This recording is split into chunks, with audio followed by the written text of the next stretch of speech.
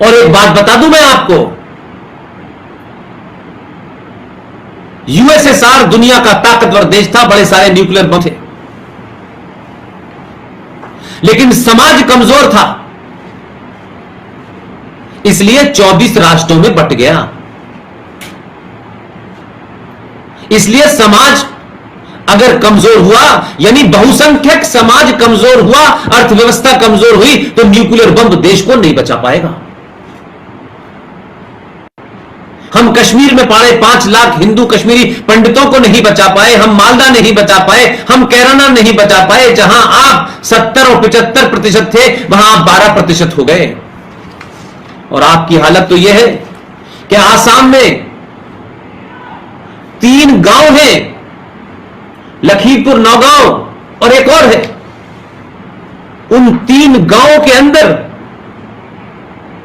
मुसलमानों की जैसे ही मेजॉरिटी हुई, उन्होंने वहां एसडीएम और व्यवस्था पर दबाव डाला कि अब से संडे नहीं फ्राइडे माना जाएगा। अप्रत्यक्ष रूप से चाहे अनजाने उन 3 गांवों के अंदर शरिया लागू हो गया। लेकिन आसाम में हुआ है, किसी गांव में हुआ है, हमें क्या प्रॉब्लम है? जब तक आग हमारे घर पे नहीं आएगी तब तक हम नहीं बोलेंगे। और हम तो ऐसे लोग हो चुके हैं कि इसी दिल्ली के अंदर अंकित सक्सेना की तलवार से हत्या कर दी गई खुलेआम, डॉक्टर नारंग को मार दिया गया, यह चिंता का विषय नहीं बना हमारे यहां। ये बात यूएनओ तक नहीं गई, लेकिन वो झूठ मक्कारी पे किसी ने अखलाक को मार दिया था, वो यूएनओ में भी चली गई, वो अमेरिका भी चली गई, वो बिहार के चुनाव में भी चली गई। एक चैतन्य समाज ही सत्ता पे बैठने वालों और व्यवस्था में काम करने वालों पे दबाव बनाता है। और इसलिए दबाव नहीं बनाता कि हमारी गलत बात को मानो, यह दबाव बनाता है कि जो है नियम उसे लागू करो। हम वो भी नहीं कर पा रहे। यही वजह है कि भारत इस तथाकथित रूप से आजाद तो हुआ, मुगलों से आजाद हुआ, अंग्रेजों से आजाद हुआ, लेकिन 70 साल में भारत सत्ताएं तो आई जो अंग्रेज थे उनकी आई। व्यवस्था में क्या बदलाव हुआ? आज भी 295A, ये जो आईपीसी है 295A का नियम तो 1926 से चल रहा है, जिसमें स्वामी श्रद्धानंद की हत्या करने वाले अब्दुल रशीद को गांधी जी ने यह कहा कि आखिर इनकी भावनाओं को स्वामी श्रद्धानंद ने क्यों भड़काया, और स्वामी श्रद्धानंद ने इनको भड़काया, लिहाजा उनकी हत्या के बाद भी उन पे मरणोपरांत मुकदमा चला। ये 295A, जिसकी वजह से आज कई पत्रकारों को फंसाया जा रहा है, आज कई राष्ट्रवादी ताकतों को जगह जगह फंसाया जा रहा है कि साहब इनकी स्पीच से लोगों की भावनाएं भड़कती हैं। तो मैं बताता हूं मेरी भावना किससे भड़कती है। मैं आजाद भारत में हूं, यह सेकुलर भारत है, लेकिन मुझे 5 वक्त लाउड स्पीकर की अजान पे कोई यह कह के भड़काता है कि मैं और मेरे अल्लाह के सिवा कोई दूसरा इबादत के लायक नहीं है, तो मैं इसे एक धमकी समझता हूं सेकुलर भारत के अंदर। अगर यह किताब आपकी कहती है तो अपने घर पे कहिए, लेकिन लाउड स्पीकर लगा करके इस देश में बहुत से ऐसे लोग हैं जो बहुलवादी समाज में यकीन रखते हैं, जो आपके पैगंबर उसमें यकीन नहीं रखते, और आपकी यह थ्योरी है कि अल्लाह के सिवा किसी की इबादत नहीं हो सकती, तो बहुत सारे ऐसे भी हैं जो अल्लाह की भी इबादत नहीं करते हैं, तो उनके लिए जगह नहीं है। तो 5 वक्त आप मुझे धमकाएंगे आज इस सेकुलर भारत में, चिल्ला चिल्ला करके मुझसे कहेंगे कि आप ये बात मानिए। मेरी भी भावनाएं भड़कती हैं, ये बंद होना चाहिए। एक तरफा भावनाएं इस देश में कदर करते करते देश का हिस्से टूट गए, लाखों लोग मर गए, फौज में हमारे लोग ही मरते हैं, पुलिस में हमारे लोग ही मरते हैं। हम आतंकवादियों से भी निगोशिएट करते हैं, हम उन आतंकवादियों के पैरोकार संसद में पहुंचते हैं, विधानसभाओं में पहुंचते हैं, हम उसके बाद भी एडजस्ट करते हैं। लेकिन यह गलतफहमी है कि ताजमहल की टिकट बिकती है, उससे भारत सरकार चलती है। तो जिनको ताजमहल इसलिए प्यारा है कि ये किसने बनाया, जिनको बाबर प्यारा है, औरंगजेब प्यारा है, भाई मेरे वो औरंगजेब को चाहने वाले औरंगजेब के साथ चले जाए। औरंगजेब गद्दार था, देश के खिलाफ था, एक आतंकी मुसलमान था, जिहादी मुसलमान था, जिसने भारत को तोड़ा, यहां की जमीनों को बांटा, मंदिरों को तोड़ा, इस यहाँ की संस्कृति को तोड़ा। वो भारत का नहीं हो सकता। जो उनको मानेगा वो भी भारत का नहीं होगा। लिहाजा आज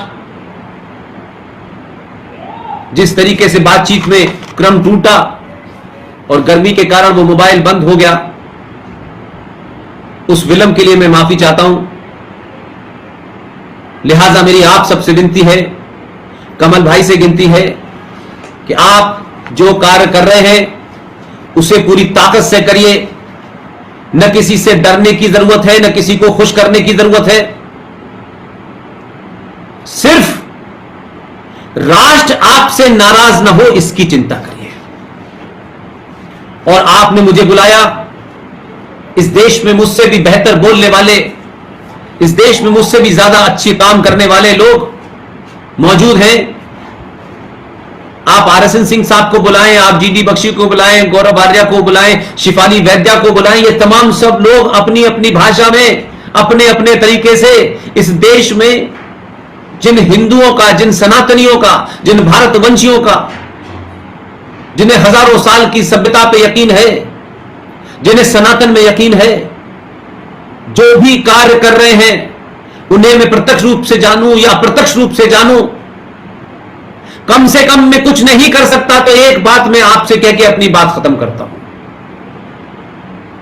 आप किसी को निजी तौर पे जानते हैं नहीं जानते हैं इसका महत्व नहीं है, और आज के युग में निजी तौर पे मुलाकात की भी जरूरत नहीं है। और क्या वजह है कि आज आप मुझसे बात कर रहे हैं और आपके सामने साथ में इतने सारे लोग जुड़े हुए हैं। मैं उनको जानूं या न जानूं, लेकिन वो मेरे विचार जानते हैं और मैं आपके विचार जानता हूं। यही सबसे बड़ा महत्वपूर्ण है। लेकिन इसीलिए मैं फिर बात अपनी कहता हूं कि अगर वो शख्स जो बोल सकता है वो बोले, जो लिख सकता है वो लिखे, जो चिल्ला सकता है वो चिल्लाए, और अगर इन सब में भी वो नहीं कुछ करने में समर्थवान है तो जो चिल्ला रहे हैं उनके साथ खड़े हो जाइए। ये मत पूछिए कि मैं पुष्पेन जी को नहीं जानता, मैं आरएसएन सिंह साहब को नहीं जानता, मैं शिफाली वैद्या को नहीं जानता। इसकी महत्व नहीं है। अपने लोगों की पीठ पीछे खूब तारीफ कीजिए, उनके सामने कीजिए जिनसे इन लोगों को चिढ़ है। यह तारीफ ही करोड़ों रुपए में मिलती है, इसे कोई खरीद नहीं सकता है। इसलिए हम कहां बैठे हैं, कहां नहीं बैठे हैं। हम पिछले 3 साल पहले पत्रकारिता में थे, प्रेस क्लब ऑफ इंडिया के 4 बार इलेक्टेड सेक्रेटरी जनरल थे। हम उस वक्त एक रोल में थे, आज हम दूसरे रोल में हैं। जिस रोल में हैं उस रोल में यह जरूरी नहीं है कि हम किसी संगठन की सदस्य हो न सदस्य हो। जरूरी नहीं है कि सब कुछ वो हमारे हिसाब से कर रहे हो, और हमारे हिसाब से करने के लिए वो संगठन बने भी नहीं है। उनकी अपनी सोच है, उनकी अपना विजन है, उनका अपना इंफ्रास्ट्रक्चर है। लेकिन बिना जाने भी उनके बारे में कोई अशब्द, कोई ऐसी भाषा, कोई ऐसे शब्दों का चुनाव जो उनकी इस पूरी मुहिम को कमजोर करती हो, नहीं बोलना है। हम नहीं भी जानते हैं तब भी नहीं बोलना है। हम ये मानने कि जो कुछ भी कर रहे हैं उसमें वो एक बड़ा काम कर रहे हैं, अपना रोल प्ले कर रहे हैं। किस तरह कर रहे हैं, कैसे कर रहे हैं, यह विवाद का मामला नहीं है। सब लोग एक ही तरह सोचेंगे यह भी नहीं है, सब लोगों का एक ही रास्ता होगा यह भी तय नहीं है, लेकिन सब लोगों की मंजिल एक है, यह महत्वपूर्ण है। कपिल भाई और आपके साथी, हमारा परिवार, प्रोफेसर डॉक्टर पीके सिंगल साहब, वो हमारे दोस्त भी हैं। कई संगठनों में मैं उनका नाम देखता हूं, वो मार्गदर्शन मंडल के रूप में आते हैं। सारे लोग, राजीव भाई, मेजर भाई, कपिल भाई, योगेश सैनी साहब, राजकुमार गोयल जी, आपका बहुत बहुत धन्यवाद कि आपने मुझे सुना और मुझे मौका दिया कि मैं अपनी बात आप तक कह पाऊं। मेरे विचार बड़े सख्त हैं, एकदम साफ है। मैं कभी भी कोई बात किसी किस्म मुलम्मे में लपेट के नहीं कहता। जो है वो है और जो नहीं है वो नहीं है। ये ब्लैक एंड व्हाइट का दौर है, ये ग्रे एरिया का दौर नहीं है। मैं वो भी हूं, मेरा नाम शब्बीर कुमार है, या तो मैं शब्बीर हूं या मैं कुमार हूं। ये जो मुनाफकत है ये नहीं चलने वाली है। मेरा नाम ये है, मुझे आपसे कुछ लेना नहीं है। अच्छा लगता है तो मेरे नाम को और मेरी पहचान को और मेरे संस्कारों को और मेरे धर्म को आप एक्सेप्ट करें, उसी में मैं आपके लिए नहीं बदलूंगा और आप मेरे लिए नहीं बदलिए। लेकिन आप मुझे बदलने के लिए धर्म परिवर्तन करेंगे तो मैं ये होने नहीं दूंगा। आप सबका बहुत बहुत शुक्रिया, थैंक यू वेरी मच। मुझे नहीं लगता कि इस बीच में जो कुछ गड़बड़ हुई है उसकी वजह से शायद कोई फर्क पड़ा हो। मुझे फीडबैक दीजिएगा, अगर कोई इसमें कमी रही होगी तो हम फिर किसी वक्त दोबारा आपसे बातचीत कर सकते हैं। ये बातचीत का सिलसिला टूटना नहीं चाहिए, चाहे इस बातचीत में अलग अलग आए, अलग अलग समय पे आए, ये सिलसिला चलता रहे और इस देश के गद्दार, इस देश के दुश्मनों को लगातार इस बात का एहसास हो कि 1000 साल के बाद एक हिंदू राजा इस धरती की गद्दी पे बैठा है और वो राजा संविधान से इस देश को चलाएगा, किसी किताब से नहीं चलाएगा, किसी धर्म के मजहब के सामने नहीं झुकेगा, किसी गुंडों के सामने नहीं झुकेगा। वहां उसे संसद में कोई झुका सकता है, न संसद के बाहर झुका सकता है। इस देश की न्यायपालिका अपने तथ्यों पर फैसला करेगी। कुछ लोग न्यायपालिका को अगर नहीं मानेंगे, इस देश की सत्ता और व्यवस्था को नहीं मानेंगे, उसके लिए इस देश में उनका कोई जगह नहीं है। आप सबने मुझे सुना, एक बार फिर बहुत बहुत शुक्रिया, थैंक यू वेरी मच।